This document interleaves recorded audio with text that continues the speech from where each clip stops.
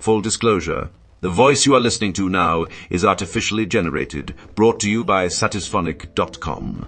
See the link in the description for more details. Who has most successfully milked what should have been 15 minutes of fame? The D'Amelios. Can't believe they got a Kardashian wannabe show on Hulu Edit. To clarify that I don't like the Kardashians, they're just the most notable instance of this phenomenon. Charlie just wanted to do her cutesy little 15-second TikTok dances, and now she's being exploited as a cash cow. Dr. Phil in 1995, Oprah Winfrey hired Phil McGraw's legal consulting firm to prepare for the Amarillo, Texas beef trial.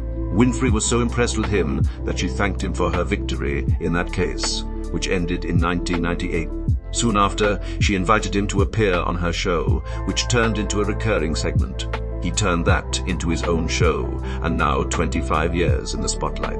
Same with Dr. Oz. He was medical segment on her show, explaining complicated medical things in a simple way. Then he would be a sponsor for anything and got in trouble. It's like anything Oprah touches turns to grift. Billionaires become billionaires for a reason. Do not forget his most excellent episode, where the creator of the bum fights video showed up on Dr. Phil's show, dressed as Dr. Phil, to make the argument that he was doing nothing more than following Phil's example of exploiting vulnerable people for his own gain. Teps, YouTube. Come watch. Fighting Favts, Cake. Lol, I just watched It. The hypocrisy of claiming moral high ground after showing the whole pre-planned video is hilarious.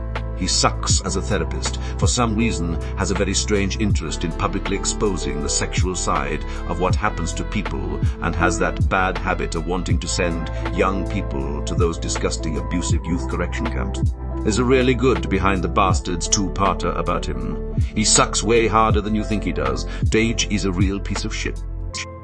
That convict with the blue eyes or whatever. Oh, hot felon, and he went on to marry Chloe Green with no prenup, and had kids with her, then walked off with a shitton of money. Still mind-blowing to this day. A master plan, indeed. Dude is a semi-villain Mayo. Man, that is one of the weirder Wikipedia articles I have ever read. Dude went from gangbanging to a supermodel sleeping with rich people in Europe. Honestly, I give him props for not completely destroying his second shot at life. The stars aligned for that dude when that mugshot was taken, because I've never seen another picture where he looked as handsome. He's very attractive in a high fashion, edges and angles, unique features kind of way. I'm not an expert on any of that, but I did spend an embarrassing amount of time watching Anthem as a teen and noticed that what they consider the most desirable in that industry doesn't always correlate to what someone would consider the most desirable person overall, especially when it comes to men. On the other hand, I might just have a lumberjack complex low, waiting for the stars to align for me. Hopefully, not for a mugshot. Probably jarred from Subway. I believe someone at his university wrote a story about his unusual method of weight loss, which was then picked up by national news outlets. Then Subway put him in an ad that was unusually successful, which ended up leading to 15 years of being the face of their brand internationally. Then things went downhill pretty fast from there. I went to IU, the same school Jared went to. He famously lived in the apartments above the Subway, near campus. The rumor I heard was that he was creeping out a teenage employee at the Subway, so she got transferred to the one downtown, a couple miles away. Instead of eating at the Subway below his apartment, he would walk to the one downtown every day to see this teenage girl. So, it really wasn't the sandwiches that made him lose weight. It was because he was walking daily to see an underage girl.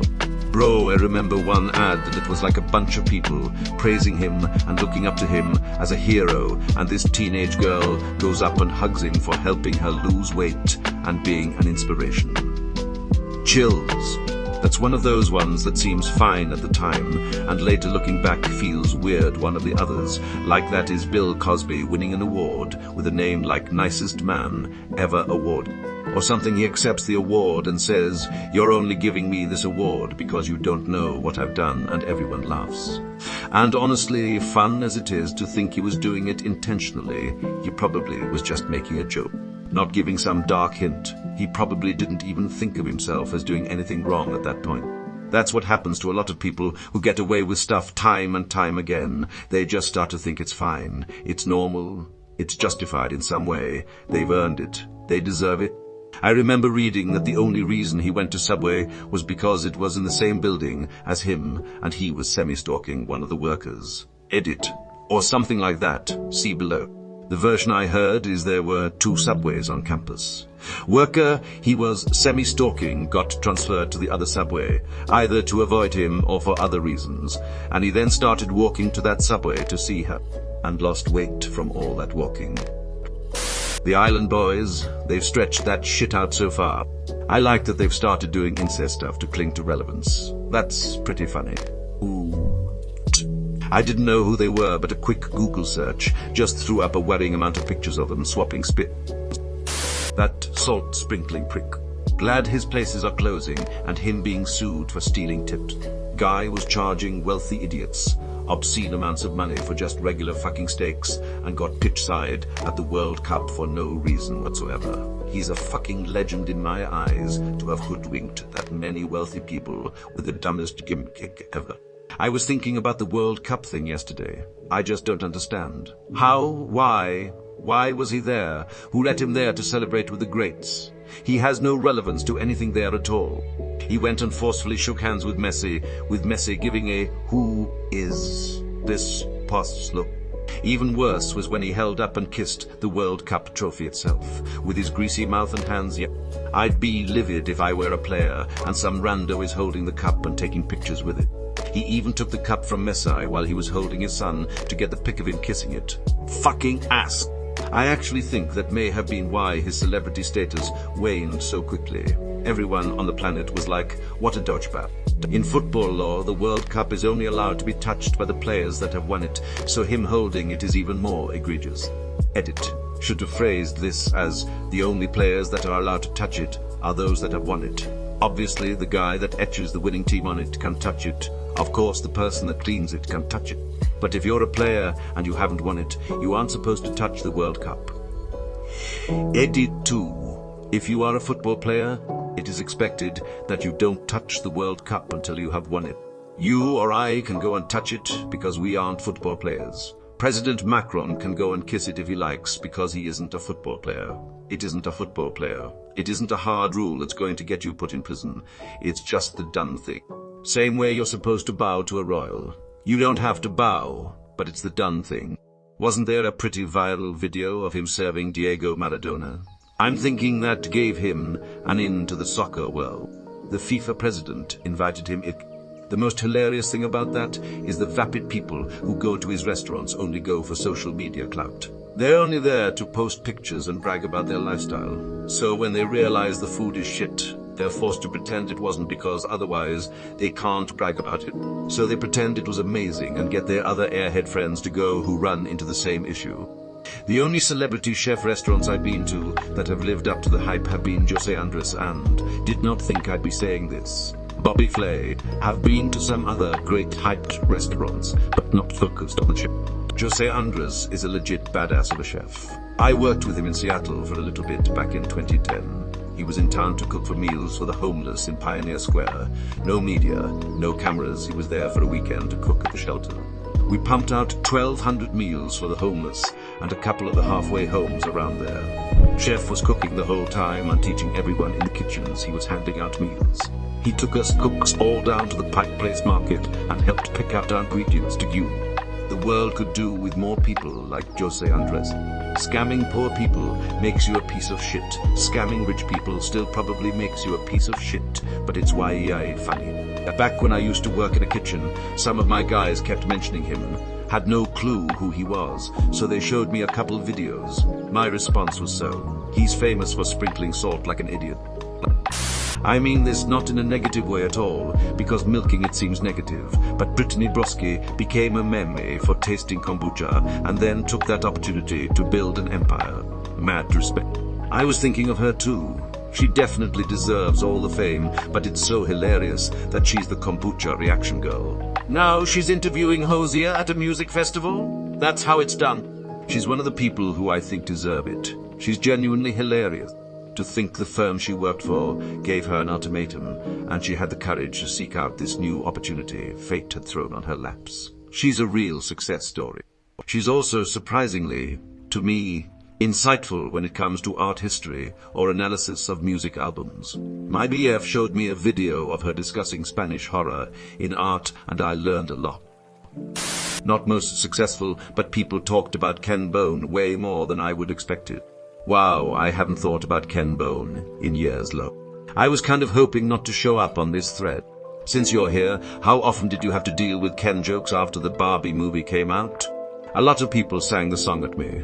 I have a Mojo Dojo Casa house sign on the door to my office.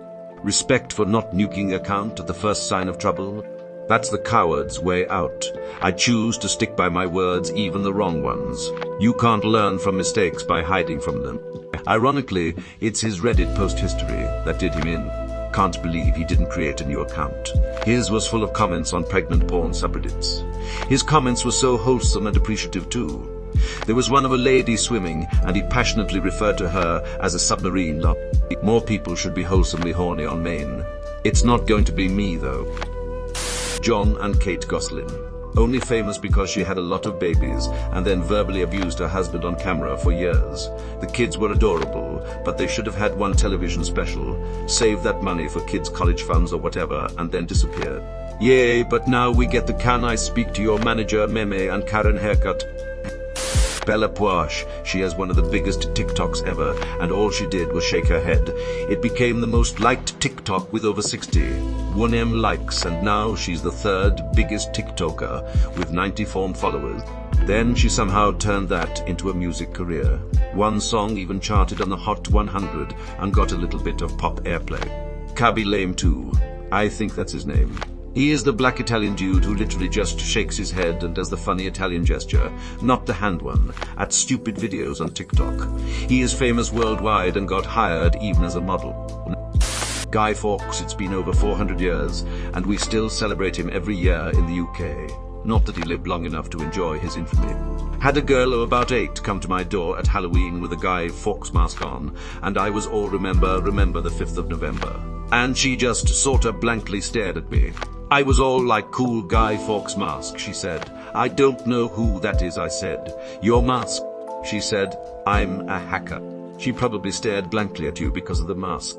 You win for the longest run with fame. William Hung stuck around a good while. Big William Hung fan. Why does everyone keep asking me that? Who the hell is that? If doing the scan is gay, then I'm the biggest queer on earth. Watching that for the first time in almost 20 years, I'm struck by two things. Holy shit, he was a baby. I thought he was like in his 30s when I was a kid. His voice is actually fine, and I bet he's a joy at karaoke. Maybe one of the few cases where I'm not even mad about it. As far as I know, he's famous for nothing but having a gracious attitude in the face of rejection, and from Simon Cowell no less. I can only name a small handful of winners of American Idol, but who will ever forget William Hung? Kim Kardashian, OG's lawyer's daughter, fucked a C-list rapper, and now her family is worth $1 billion. I don't know how this isn't the unequivocal top answer. She was literally an irrelevant socialite before gaining a few minutes of notoriety, and she parlayed that into a bona fide empire for her entire family. The collective net worth of every other person mentioned in this thread combined is probably less than the net worth of the Kardashian. The crazy part, she was Paris Hilton's assistant or some shit, and was on her show as just a nobody, then became super popular, eclipsing Paris Hilton, lol. How is this not the #1 response? Bad baby, aka Daniele Peskowitz, Bregoli Kashmir outside. How about that? One episode on Dr. Phil, where he intended to exploit her and trash her on live TV. Just proved receipts for $52 million on OnlyFans and bought a house in Florida for $6.1 million cash. Hate all you want, but I challenge anyone to do better quicker. Edit. Just to add, since this answer blew up beyond belief, I added those two figures in just as an icing WA cherry on top cap, not to imply that is her sole source of income.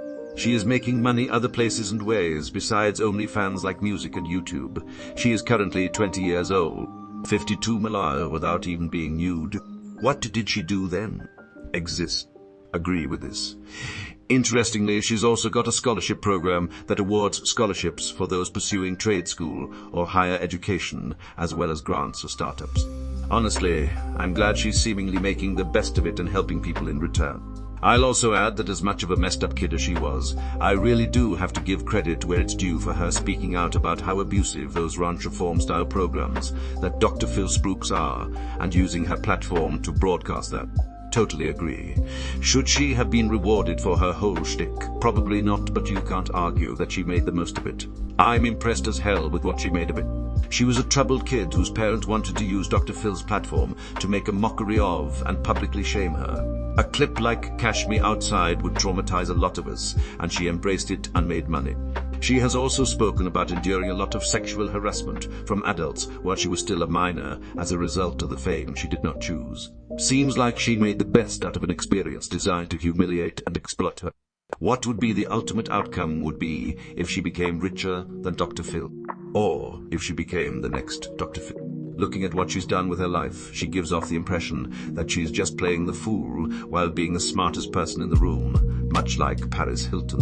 At 13, she was smart enough to figure out how to leverage her meme status into a record deal with Atlantic and got 2 platinum records out of it by the time she was 16. At 17, she had the self-awareness to check herself into rehab to address her addiction issues and past trauma.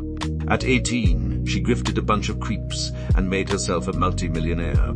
With her millions of dollars instead of Big Ballin, she bought a house, had a financial planner start investing it, started a scholarship program for troubled teens, started a successful makeup line and her own record label, and now she's working with Paris Hilton to take down teen boarding schools that are known for abuse. The woman is fucking smart, and she intentionally hides it behind a trashy caricature of herself. I did it, just to add more to the smart lady pile. When she left Atlantic Records in 2021, she left with ownership of the master recordings of all her songs she did while she under them. That alone is a hard fight to win against a record label. Taylor Swift didn't even pull that off and is having to re-record everything. I used to work with Paris Hilton sometimes when I worked in nightclubs, and the amount of people who don't realize her public persona is all an act is funny to me. That's not even her real voice. She is an incredibly smart businesswoman. Everything from her sex tape to her vapid ditzy personality was all calculated to make money. Paris briefly broke character a few times during this episode of Snackit. I wouldn't be surprised if she's growing tired of the act at this point, as it's been years of her playing the same character. While the episode itself was rather uninteresting, it was far more interesting from a zoological perspective, watching her accidentally break character and trying to recover. Ups, Tit B, 5 jets toku vu. Saitem fetu, xeo junj. Good for her, honestly. She basically siphoned 50 toom out of the hands of creeps who were counting down the days for her to turn 18. Or because some other creep wanted to use her as a sideshow on TV when she was 13. Now she's set for life unless she's dumb enough that she never hired a financial planner. Apparently she's also working with Paris Hilton on the teen abuse camp thing that Paris is championing, so that's good. Seeing as Dr. Phil sent her to one of those camps, I'm not surprised she's working with Paris. Kim Kardashian. I mean, yeah, love or hate that family, they have figured out how to keep themselves in the conversation. It is a really dumb conversation, but a conversation nonetheless. This is absolutely, unequivocally the correct answer. Becoming a billionaire based on sucking cock in a stolen video just can't be topped. I mean, really. It's fulfillment of the American dream. No? For $1 billion, I'd suck at least one cock. Possibly 37 in a row. Unfortunately, no one wants to see my tits and ass-sucking cock. Well, at least not anyone willing to pay me $1 billion. Best I could get is probably $3.50. If someone can find it and post it, that'd be great. But my favorite tweet ever is something like everything I've learned about the Kardashians has been against my will, and it's true. If you aren't a dunderhead, then learning about them is usually an accident or someone else making you interact with that content. Big Edith. What a trash person. Like the trash people aren't the reason I watch 90 Day. Disney's guy. Although he is homeless, he still pops up from time to time, and he still makes money off a 3-second meme. The ham girl guy. He went viral and even got an offer from Spielberg, only to get cocky and blow it. Kabi Leme. How this dude got invited to every sporting event and got a modeling contract from Hugo Boss, I never knew. He was in the freaking Ferrari garage in Italy, 21. All the MUTV teen moms. DJ Khaled. Once I learned DJ Khaled doesn't eat pussy, I lost all respect for him. And I didn't have much to begin with anyway. Currently and on their way, Guy Spy Rose and her Peter Griffin-looking husband. He also can't read. Anna Delvey. The cast of Jersey Shore. Guy Fieri. He was a contestant on a reality cooking show in 2005 Food Network.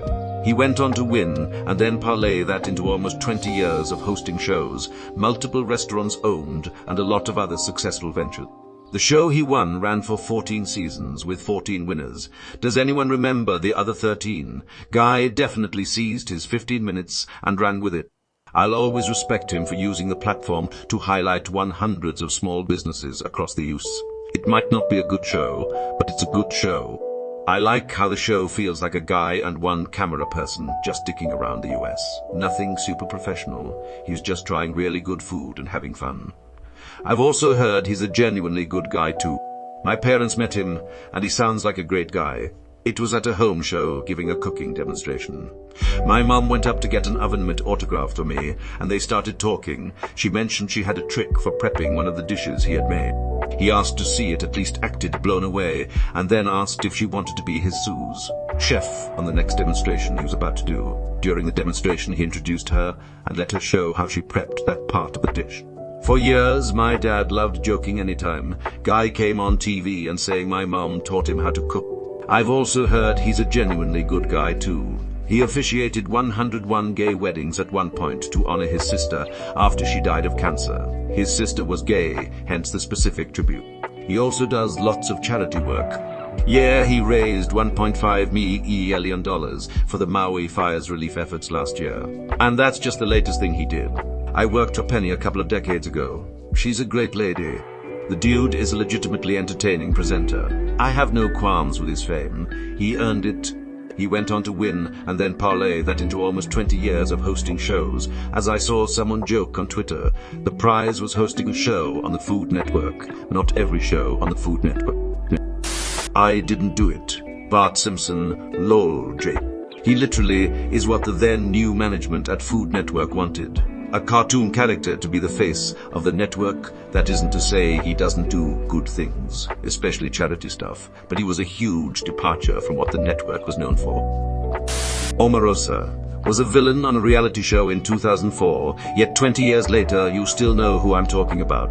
She was a government advisor for more than a hot minute. How did that happen? I feel like she is a textbook case of failing upwards. That fella from The Apprentice. Ken Jennings. I feel like most people in his situation would have faded into obscurity after finally ending their Jeopardy winning streak. But he's now hosting the show. Edit. Yes, I know he was famous for a lot more than 15 minutes while on his streak. But I kind of expected that fame to go away about 15 minutes after the streak ended. The thing is, he didn't milk it. He wrote a book after his winning streak and was silent until they kept inviting him back over and over and over and over for every tournament of champions and special event ever. Jeopardy has successfully milked Ken Jennings for his fame more than the other way around.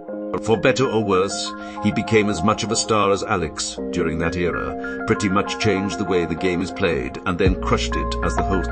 I also don't know if the show would continued after Trebek's passing without him. I can't think of anyone else with both the skill set and the connections to the show to where it would feel right to have them hosting. Then again, nobody's become a true star since him. Holzhauer and Schneider became newsworthy, but they are far from household names now the way Jennings was this far. After his run, Andrew Tate. Catch Me Outside Girl, Cash. The fact that he's considered famous is everything that's wrong with the world these days. The Kardashians, I don't know why they're famous, but they seem to just be famous because they are, for no real reason. Probably one of the Paul brothers. Boxing money and wee fame, not a fan of either of them, but going from Vine clips to all that is pretty remarkable.